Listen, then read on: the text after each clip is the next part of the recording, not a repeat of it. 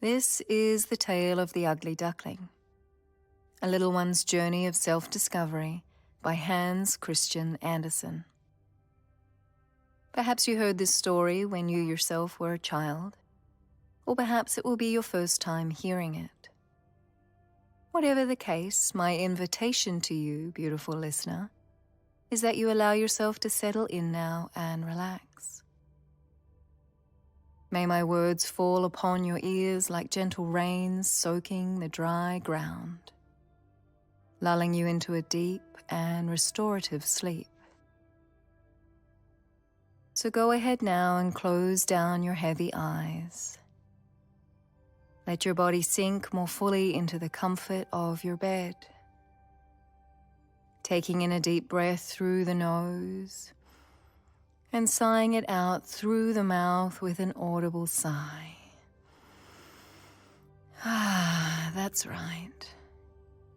Letting go of any of the effort that was required to bring you to this moment in your day.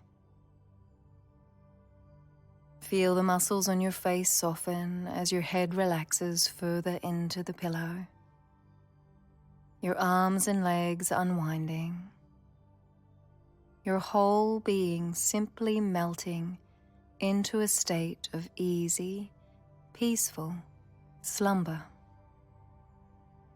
There is nothing more for you to do today except open and receive this lovely story.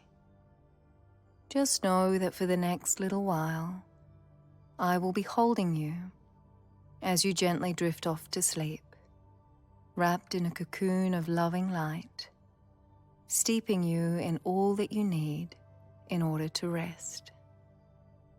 Let's begin.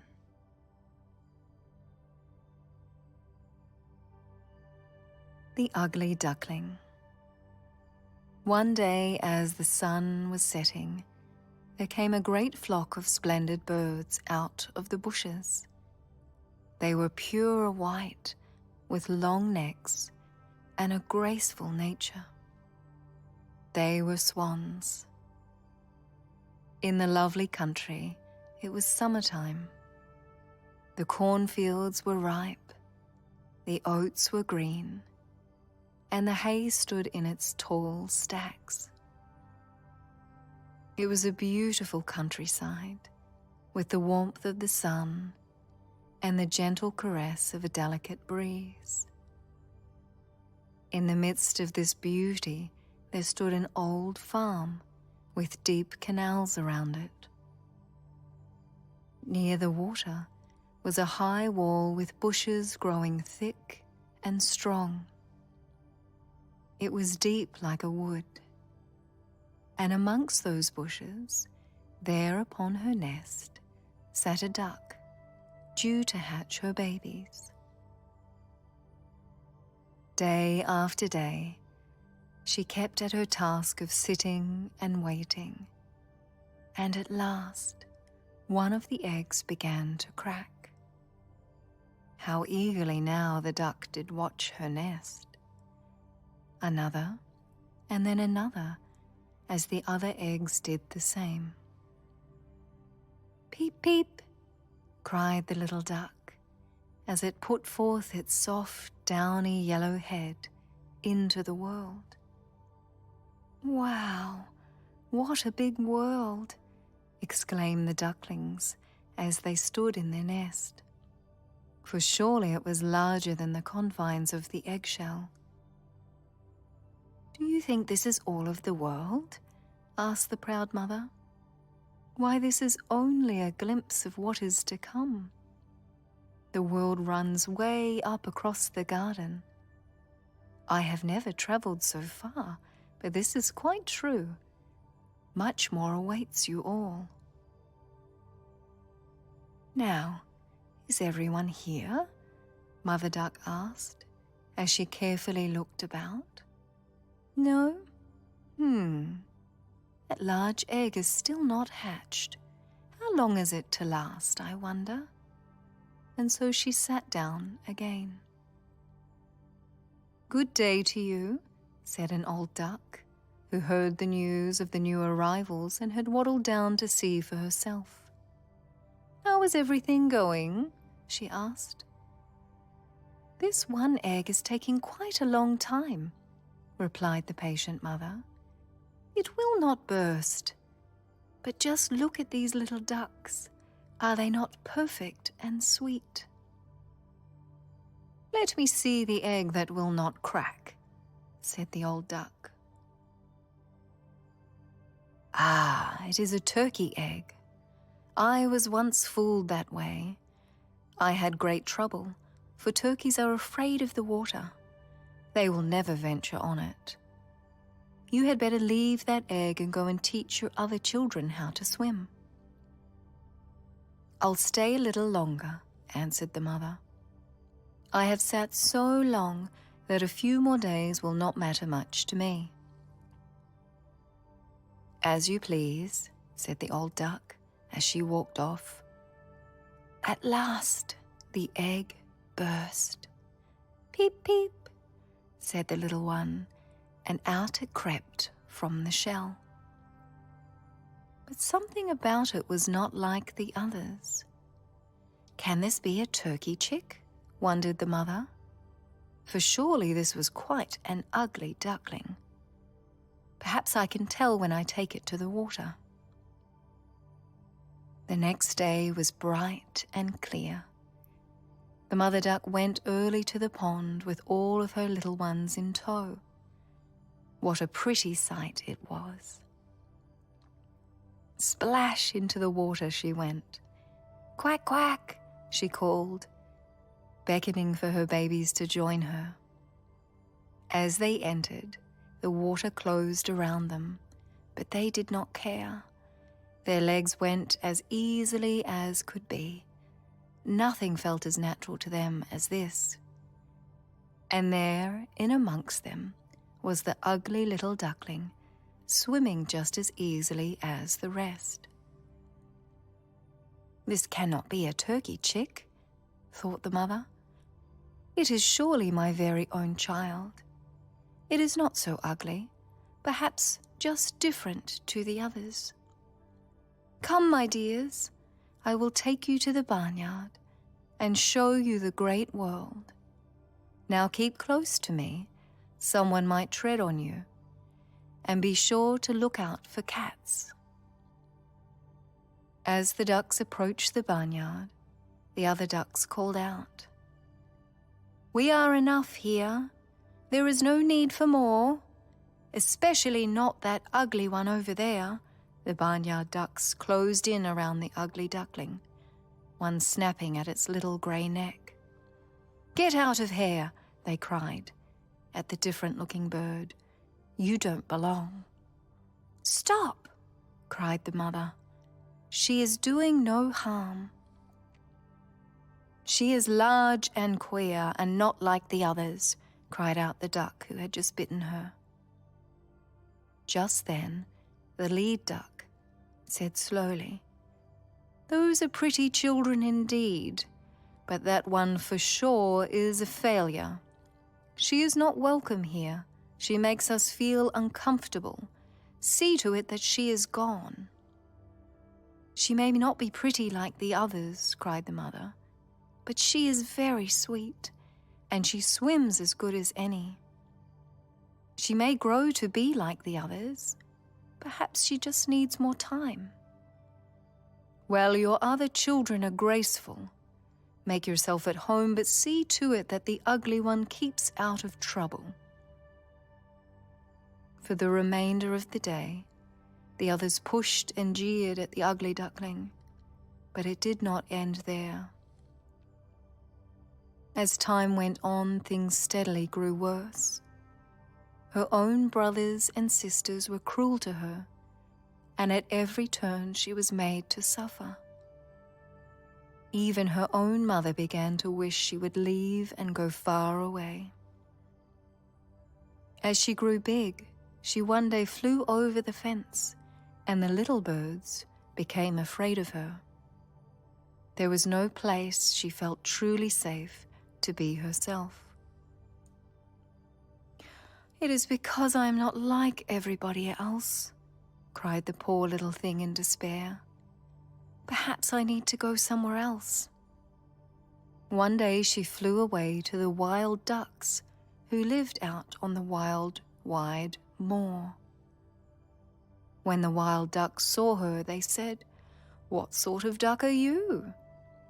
And when the poor girl tried to answer, they laughed and told her to move on, for surely she was not one of them. She desperately wanted to find a home where she could rest and enjoy a peaceful drink from the pond. She stayed 2 days, until 2 geese came upon her. They said, "You aren't a turkey or a goose, not a duck nor a hen. We do not know what you are. You may fly with us from place to place as our servant, if you please. You shouldn't be alone out here. It is unsafe for an ugly thing such as yourself." Piff-paff! A shot rang out, just as one of the geese fell dead in front of her. Piff-paff! Another gun spoke as the second goose fell into the pond. A great hunt was going on. The water was red with blood. The duckling had never been so frightened. She put her head under her wing, and when she gathered enough courage to look out again, what do you think she saw? A frightful great dog, with his tongue hanging far out. He tried to snap at her, but she knew the land was no place to be. Into the water she went, and the dog simply ran on. "I am so ugly," she cried, "that even the dog runs away." Confused and dazed, she lay still at the water's edge, by some overhanging bushes. She listened intently as the shots grew further and further apart. Finally, they ceased altogether.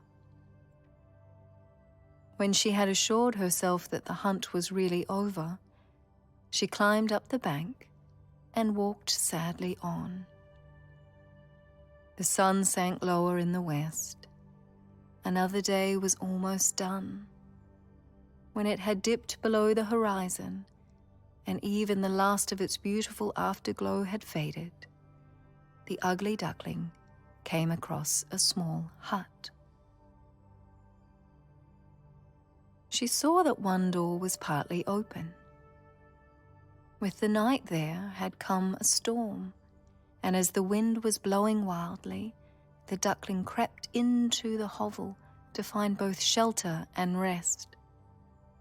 Now in this hut there lived a woman with her cat and her hen. The cat she called Sunny. He could arch his back and purr and make sparks fly from his eyes. The hen had short legs but a long name. The woman named her Chickabiddy Shortshanks, and she laid good eggs and many of them. Now when the cat and the hen saw the poor duckling, the cat purred and the hen clucked.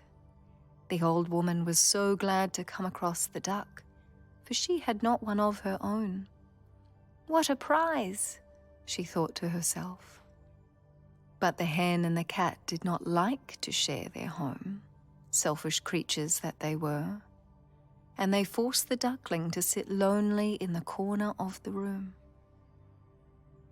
One day she longed so to have a swim that she told the hen about it. "What a queer thought," scoffed the hen. "If you had more to do, you would not have time to be thinking of such silly things." "But it's oh so freeing to swim on the water," insisted the duckling. "It truly is a joy to dive down to the bottom." "You must be crazy," replied the hen. "You are not sane of mind. I am sure if you tell this to the cat, who is wiser than both of us, he will agree with me that this is not a good thing to do." When the cat heard of this, He said she should be grateful for the food and the home she has here, and to stop such nonsense talk of swimming on water, for this is not what they do in this place. "I think it's time I left," said the ugly duckling. "I am grateful for all you have given me, but this is not my home. I long for the water, and even if that means I am alone, at least my heart will feel free." And away she went. She soon found the water and swam and dived. Oh, how good it felt to be herself. Whoever and whatever that was, none of it mattered when she was one with the water. But soon her reality was shattered once again, as each bird and beast across her path either tried to hurt or avoid her. Then came the autumn. The leaves fell, the clouds hung grey and low. At last the snowflakes whirled through the chilled air. This particular day the sun was setting, and through the bushes came a great flock of splendid birds. They were pure white, with long necks. Graceful and peaceful, they glided across the water. Indeed, they were swans. They gave a long, low cry, spread out their beautiful strong wings, and flew away to warmer lands. So high they went, and the ugly duckling felt very out of place as she watched them go. She turned around and around in the water, and then gave out a long, low cry. It almost made her afraid, that cry she just uttered. It felt strangely good and familiar, yet it was a sound she rarely recalled. She could not forget the lovely white birds, and she knew that soon she would see them no more. She dived to the bottom of the river, and when she came up, she was almost beside herself with grief. She knew not the name of the wonderful birds, nor where they had gone, but she did know that she loved every one of them. She did not envy them. She could not be like them, but oh, how she loved them and yearned to be with them. Poor little ugly duckling, once again alone and lost. The winter grew cold. The duckling had to swim around a great deal to keep the water from freezing in the river. But in spite of her efforts, each night the hole in which she swam grew smaller and smaller. She had to keep her legs going all the time, until at last, quite worn out, she sat still, and the water froze around her. Early in the morning, a man passing by saw the poor duckling, and he broke the ice and carried her to his home. The children wanted to play with her, but they were afraid. She flapped her wings and flew accidentally into the milk pan and the flour, at which the mother struck her with a stick and shooed her outside. The poor duckling flew out and dropped half dead upon the snow. What a long and dreadful winter that was, one she thought would never end. Until spring came once again, and the sun shone warm, and the larks sang as they pierced the sky, and the duckling could flap her weak wings again. Each day her wings grew stronger and stronger, and soon, without knowing quite how it happened, she found herself in a lovely garden, where bright flowers blossomed their perfume into the air. This was fine indeed, right by a lovely canal. One morning came 3 dear white swans, gliding gracefully through the water. The duckling recognized them. Had she not thought of them every day that long winter through? She said sadly to herself, "I will fly to them and say hello, though I am sure they will fear me or hurt me. But I care not more. I would rather die than be left to live out another winter." The duckling flew to the canal, and the 3 swans approached with their outspread wings. As the duckling bowed her head, ready to receive a blow, what did she see but her own reflection in the water? And lo, she was no longer an ugly duckling. The face staring back at her was one of a glorious white swan. It did not matter if she were born in a duckyard. She had come out of a swan egg. The swans came near her and touched her with their beaks. Into the garden she came with the others, as if she was one of them all along. Little children threw corn for them to eat, and the youngest boy cried, "Look, there is a new swan. Wow, she is the prettiest of them all." The duckling, who wasn't a duckling anymore, was so happy. Tears of joy rolled down her beak. As that had passed, had indeed passed, and forevermore she knew herself as the swan she always was. The end. Good night, precious one. It's time to let the world of slumber hold you for this next many hours. Know that as you sleep, you are completely safe. Know that there is nothing else you need to do except surrender. Allow your mind and your body to receive deep, restorative sleep. Breathing in and out, and drifting off into the land of dreams and magic. My wish for you is that you wake tomorrow morning feeling refreshed, renewed, and re-energized for your day ahead. May you know yourself as who you were born to be, whole and complete, just as you are. Sweet dreams, my love. Namaste.